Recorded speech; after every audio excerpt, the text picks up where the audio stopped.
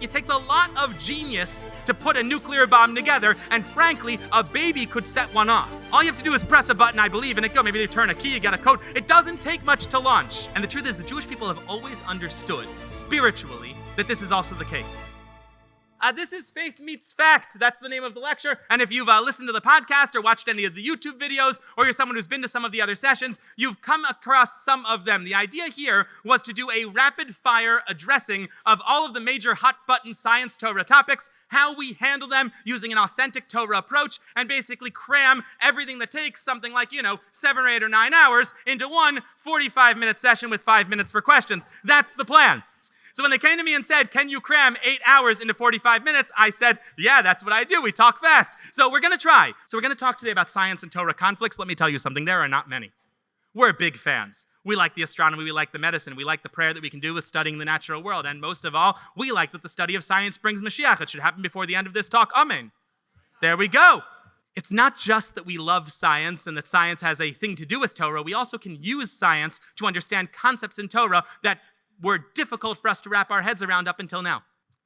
That doesn't mean that science is teaching us new things about Torah, God forbid. Everything that was ever taught in Torah, all Torah lessons that are to be learned, they were originally given to Moses at Mount Sinai. Anybody who comes up with a new idea that Moses never heard has come up with a wrong idea. There are no new ideas that are correct. They all were given at Sinai. The Torah is complete. However, science has given us the language to understand ideas in the Torah that once were very difficult to wrap our heads around. There are many, many examples of this. I have just one on the screen that I want to introduce you to because it's my favorite, and this is atomic bombs. We talked about this last year, I believe, on Sunday, but I'd like to review. Without teaching nuclear physics right now, because I want to get onto the science-Torah conflicts, just trust me, this is more or less how it works. The way that a nuclear bomb works, the way nuclear energy works when you are harnessing it by then converting it into water or releasing hydrogen molecules. In any event, an atom, this small unit of matter, it contains an incredible amount of potential energy. You then split that atom, you break it, you split it by knocking a neutron into it, but in any event, you split an atom, split uranium, one of the 235 or something like that, you split an atom and it releases an incredible amount of energy. When this happens, it sets off a nuclear chain reaction. That is, the splitting of one atom causes all of the atoms near it to also split, and this causes a bigger and bigger explosion, and it ends up, hopefully not, right? We hope this doesn't happen ever again, but it causes an incredible explosion that can cause incredible loss of property and Rahman al-Litzlan, incredible loss of life. And the last thing I want to tell you about nuclear energy is that it doesn't take a lot of sophistication to press the big red button. You do not have to be a nuclear physicist to be the president of the United States. I think we know that. And that means that, for better or for worse, it takes a lot of genius to put a nuclear bomb together, and frankly, a baby could set one off. All you have to do is press a button, I believe, and it go. Maybe they turn a key, you get a code. It doesn't take much to launch. It doesn't take much to start a process like this.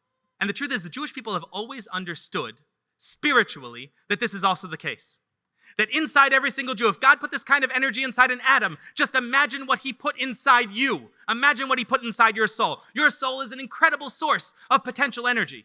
We have always understood that if we push ourselves, if we split our personal atom, if we make ourselves a little bit uncomfortable in order to benefit our neighbor, if we give a little more charity than we're comfortable giving, if we push ourselves in the study of Torah and mitzvahs a little more than what feels okay, we split ourselves, that we can release that incredible energy for incredible spiritual effect. And we have always understood that if you do such a thing, it won't just be you.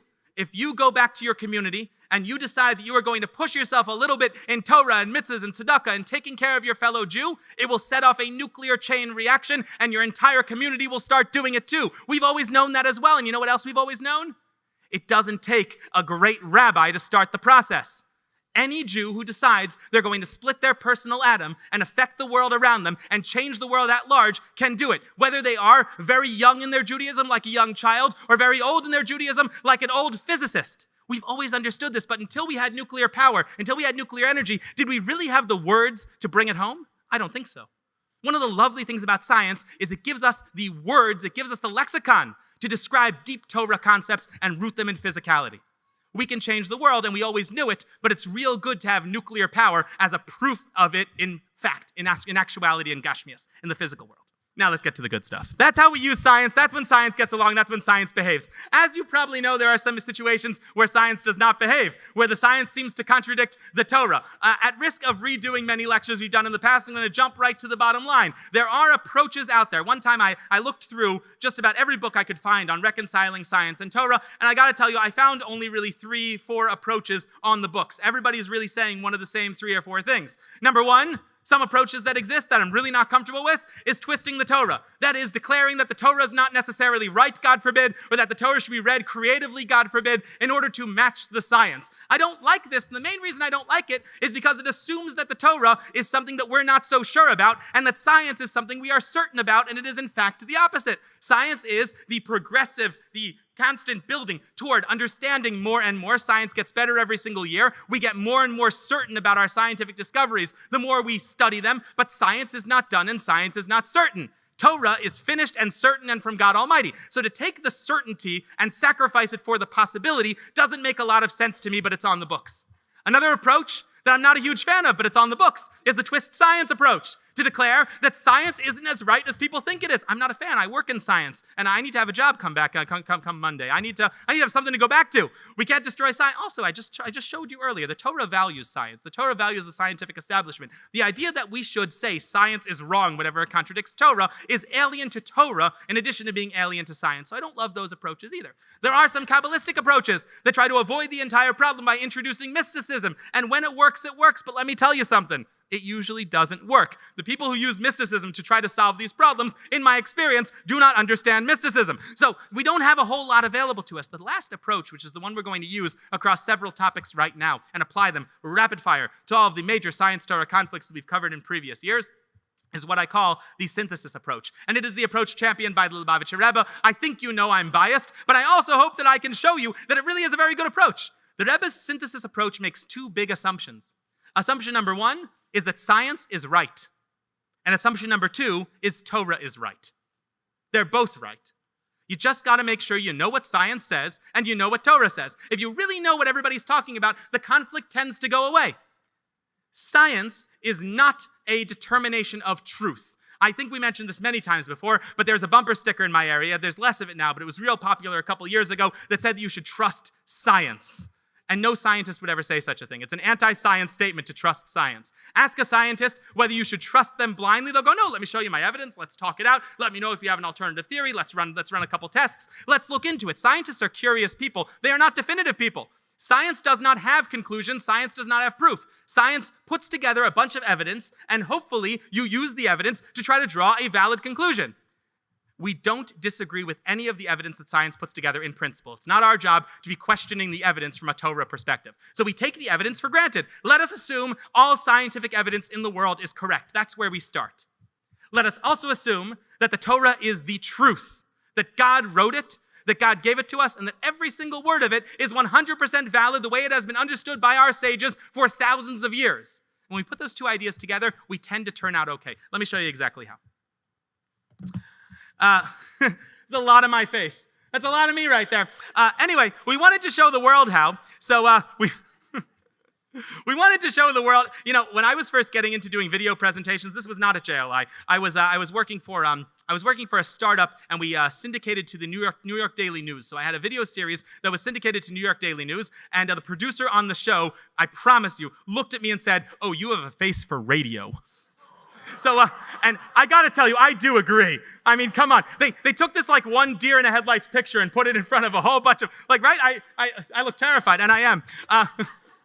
The episodes are all on YouTube. The team there was fantastic. They, with their help, we edited my hours of rambling into something coherent, which is just a miracle in and of itself. If you want to see the miracles of Hashem, look at the editing team at JLI. And in any event, this is now available online. So we made a video series in order to go through this. And what I'm going to do with you today is make sure you never have to watch the video series. What we're going to do today is we're going to rapid fire run through each of these episodes and address the major points that came up during them. That's the plan in any case. And these are some of the screenshots of the video series. This is the big one. The age of the universe is the big one. For those of you, I see some people in the room who I visited your Chabad houses to talk about this. We've done this one before. The age of the universe is the big one. And the reason why the age of the universe is the big one is because we cannot reconcile these two easily. On one hand, the universe is supposed to be something like 13.8 billion years old. That's a really, really big number. The planet is supposed to be something like 4 or 4.5 billion years old. That's also a really, really big number. For those of you who aren't familiar with why the Earth is less old than the universe, the idea is that there was a big bang, a bunch of stuff floating around that smashed into each other, and after something like 10 billion years, 9 billion years, you end up with a planet Earth for the next 4 billion years. This is a lot of billions. But God tells us that he made the world in 6 days, and he rested on the 7th. And after that period of time, on the 7th day, we've been able to count Jewish history. We know how much time has passed. We know when Adam lived and when Adam died. We know when the biblical flood was. We know when Abraham lived and when Abraham died. We can track through Jewish history. We know that from the 6th day of creation onward, only 5,785 years have passed. And that's a big difference. You can't meet in the middle. 5,785 on the side of Torah, 14 billion on the side of science. It's a problem. So I have the conflict up on the screen. It's 13.8 billion versus 5,785 years old. How in the world do you address something like this? I mean, you could, if you wanted to, I guess, say that the Torah is non-literal, that the 6 days of creation are not meant to be understood as 24-hour days. That's an approach that a lot of people have taken throughout, not really history, throughout recent history, and that should make you suspicious. In the past couple years, when science has started saying, hey, you Torah people are definitely wrong, we're seeing that the universe is really old, a lot of Torah scholars have scrambled to apologize for the Torah and go, no. God didn't really mean day when he said day. God's silly like that. He says the wrong word all the time. God misspoke. I don't know what to tell you. God said I made the world in 6 yom, but yom, it meant a billion years. I mean, what's a billion years in 24 hours between friends? We're all analyzing text here. What's not to like? And I'm creating a straw man, to be perfectly honest with you. These arguments are a lot better thought out than that, but they have one major flaw in them. And the major flaw is not in Genesis. The major flaw is much later in Exodus, and that is the 10 Commandments. The 10 Commandments are the real problem. In the 10 Commandments, God says, I want you to copy me exactly. I want you to be just like me. You are supposed to work for 6 days and rest on the 7th because I worked for 6 days and I rested on the 7th. If 6 days of creation are meant to be understood as billions of years, Shabbos is going to arrive once every billion years. And that's obviously wrong. So you could understand Genesis as being non-literal all you want. You can't understand the 10 Commandments as being non-literal. When God enters the scene and says, let me just clarify, that earlier thing I told you about the 6 days of creation, I want you to do it too, that kind of ends the discussion. Obviously, the 6 days of creation in the Torah are meant to be understood as 24-hour periods. 6 24-hour literal periods. And that's a lot of world to make in 6 days, and it's severely at odds with the best available evidence about space, about the planet, about everything. The geoscience doesn't match, the radiocarbon dating doesn't match, the dating of starlight doesn't match, the cosmic microwave background radiation doesn't match. Nothing matches this claim. So it's a real mess. And I don't think we can apologize for the Torah. I don't think we can say that the Torah doesn't mean it when it says 24 hours, because the Torah itself testifies that it's talking about 24-hour periods when it talks about the laws of Shabbos. I also am not comfortable twisting the science on this particular one either, because honestly, the scientific evidence is real good, and when we don't have to, we don't. I told you earlier, Torah values science. We don't step on science's toes if we don't have to, and the evidence is great. Let me level with you for a second. The evidence on the age of the universe is not great. It's really not great. There was a study that came out like 2 years ago that suggested the universe might be 26 billion years old. For those of you keeping score at home, the current evidence is 13.8 billion. So that's twice as old. We're really not sure how old the universe is at all. Any scientist who tells you they're completely sure the universe is 13.8 billion years old is lying through their teeth. However, we have a ton of evidence showing that the planet is 4.5 billion years old. The age of this particular rock converges everywhere. Everywhere you dig, everywhere you look, you keep getting that number 4.8 billion. So while I can't tell you the science is great on the age of the universe, the science is just fantastic on the age of the Earth. I'm not ready to throw the science out the window when that much work has been done and it all looks really good. The Kabbalah approach also is on the books. I'm not terribly comfortable with it, but I'll tell you it. The Kabbalah approach is that this rock that we're on has been here before. It's written in some Kabbalah books, it's actually written in some Midrashim as well, that God, when he made the world, made and destroyed multiple worlds. That God made and destroyed worlds. That this rock existed, God made an entire world. I don't know, there was probably a JLI lecture in the first version, and God didn't like it, so he started over, and now things are great. So that was sort of the rough draft. God built an entire world, built it up, put all the biodiversity on it, and then destroyed it, and then built another world on top and destroyed it, and we're several cycles in, and that's why we keep finding things that are so old, that this particular attempt by God to make a world is 5,785 years old, but the rock we're on is billions of years old. It's a great idea that would work if the people saying it understood the mysticism. That's the problem with the Kabbalah approaches. They usually misunderstand how Kabbalah works. The final authority on Kabbalah, according to everybody, the universally accepted final authority on Kabbalah is the Arizal, of Yitzchak Luria. His opinion on Kabbalah is definitive. What he wrote is essentially the code of Jewish law for Kabbalah, and from this point onward, this is the truth of Kabbalah. And he says that all of the prior works describing the creation and destruction of worlds are speaking about spiritual worlds exclusively, and the Arizal is emphatic. The greatest Kabbalist is emphatic that this rock that we've been on has only existed for 5,785 years, which means we can't use Kabbalah to get out of this mess either. I'd like to introduce a synthesis approach. I'll get it right eventually. I'd like to introduce a synthesis approach. And we're going to use the tools that we talked about earlier. Let's assume the science is right. Why don't we start from the assumption that the evidence is all correct? And what is the evidence telling me? The evidence is telling me that from the Big Bang until here, if I want to get from a Big Bang into this room right now, giving this lecture, and hopefully going to a fantastic dinner in an hour or two, if I want to get to this place, I need 13.8 billion years of time to make nature do that. Nature needs 13.8 billion years to get there the long way. Let's accept that as fact. I agree. I might be wrong. I told you the number gets updated all the time, but let's go with it. Let's go with it. It takes 13.8 billion years to get here using natural processes. And it takes hundreds of millions of years to evolve animals into their present form using natural processes. However, that's where science stops. Science tells me what's in front of me. I see a lot of evidence of evolutionary processes in the ground. I see a lot of evidence of rock changing over time. I see a lot of evidence that this is how long these processes should take, and that's where science's discussion ends. What does Torah tell us? Torah tells us that God did it in 6 days. And he did. God can do, ready for it? Miracles. And by the way, this is not a novel reading of the Torah. We have always read the Torah this way. Ask a person 2,000 years ago, what is Genesis about? You know what they'll say? They'll go, this world is big and complicated. It would take any normal person or any normal being, I don't know, thousands, millions, maybe even billions of years to put this whole thing together. You know what's really cool about Genesis? God did it in 6 days. That was always supposed to be the miracle of Genesis. That was always how we read it. We always understood the miracle of Genesis, that God was able to hit fast forward on a bunch of incredibly complex processes and get them done at speed. That was always the idea. It's nothing new. The Torah and the science don't disagree. The science says if you don't hit fast forward, and if God isn't accelerating all of these natural processes to get it done in 6 days, you're going to need 13 billion years to explain this world. And the Torah says, oh yeah, you're right about that, but God did it in 6 days, 6 24-hour periods. It was a miracle. Miracles don't have to keep those rules. God can move fast. He hit fast forward. This explains, the reason why I like this approach so much is because this does not discount any of the existing scientific evidence. All the evidence is right. The evidence that it takes a long time to make a world, check. The evidence that there are natural processes at play here, also check. God was running them. He flicked them forward super fast. And it doesn't require any non-literal reading of the Torah. This is our first case of a synthesis, and this is something that we cover in the first episode at some length. This is geocentrism. This is another winner. They decided to pick all the tricky ones. Just to define the terms on the screen right here, which are not here once again. I'm going to get it eventually, I promise. Just to define the terms that are on the screen right over here. They get mad when I move away from the microphone. You probably learned in school, or you probably know even if you didn't learn from school, that we live in a solar system. Do you know why they call it the solar system?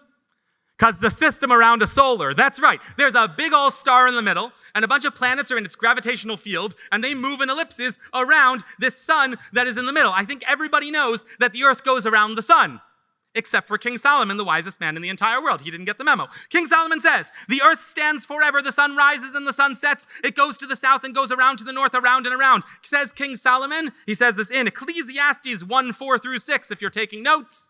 Says the wisest man ever, the earth stands still and the sun moves around it. Now, between me and you, that honestly could be poetry. But then you open the Talmud and you have Tractate Pesachim on 94b, where the Talmud specifically describes the movement of the sun around the earth as fact. And even that could be discarded, if you like, as a Talmudic idea meant to be understood at a deeper level until you get the Rambam, Maimonides, who is practically telling us how to understand the world around us and whose entire book of Mishneh Torah is Jewish law. And Maimonides declares that the earth hangs in the center and all of the other planets in the sun move around us. That's a problem. You tell a scientist that we believe that the earth's at the center of the solar system. First of all, it would not be called a solar system, an earth system. Second of all, I think everybody knows that doesn't make any sense. What in the world do we do with this? Heliocentrism versus geocentrism is the problem.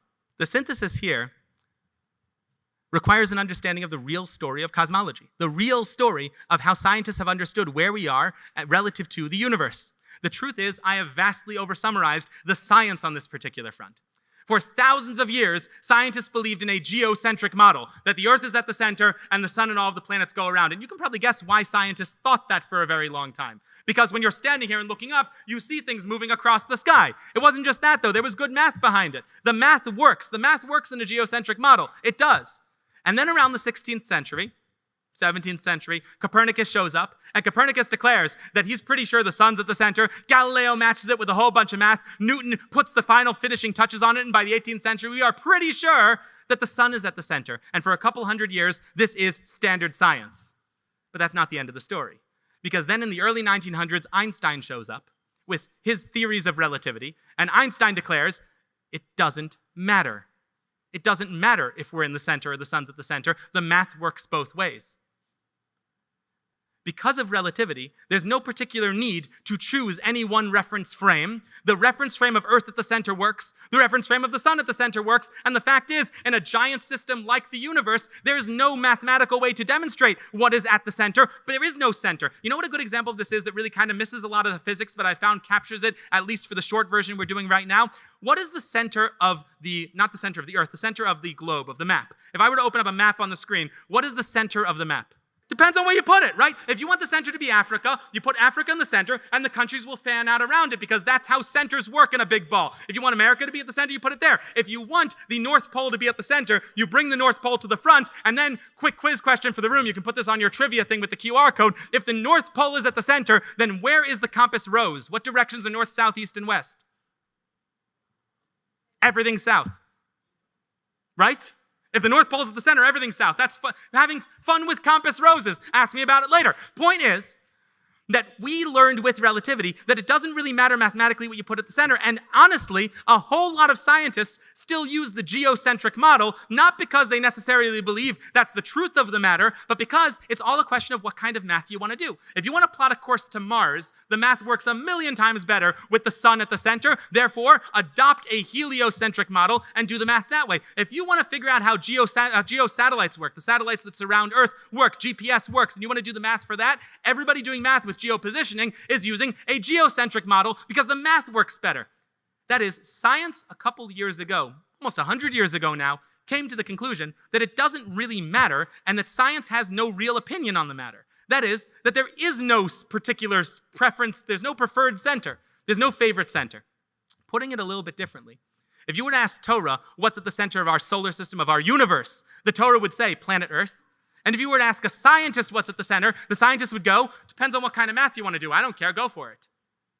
So there's no longer a science and Torah conflict because science stepped away from the discussion. Science is completely comfortable with either approach, depending on what kind of math you want to do. Science has no opinion on whether the Earth or the sun is at the center. There is no center. It's a childish way to view astrophysics.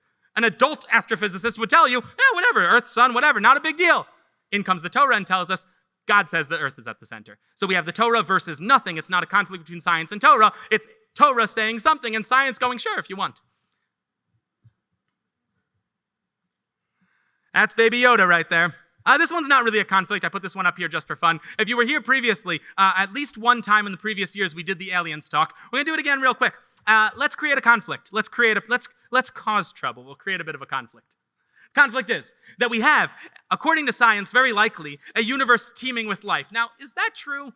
I don't know. A whole lot of scientists would tell you that the fact that we have not been, that nobody's reached out up until now means nobody's out there who's capable of reaching out. But I think most people in the field would tell you that we're pretty sure if we keep on looking around, we'll at least find single cellular life in some body of water on some moon or on some planet. We're expecting to find life on other planets eventually. That's a fair assumption that this universe is enormous. There's stars everywhere, quite a few planets in the Goldilocks zone that are just the right distance from a star in order to get the job done for life. We assume that there is life on other planets. However, we only know of God creating life on this planet Earth. Therefore, do aliens contradict the Torah? And you might remember that last time what we did is we clarified the science. We said last time, you only think the science-Torah conflict exists when it comes to geocentrism and heliocentrism because you haven't been told the science properly.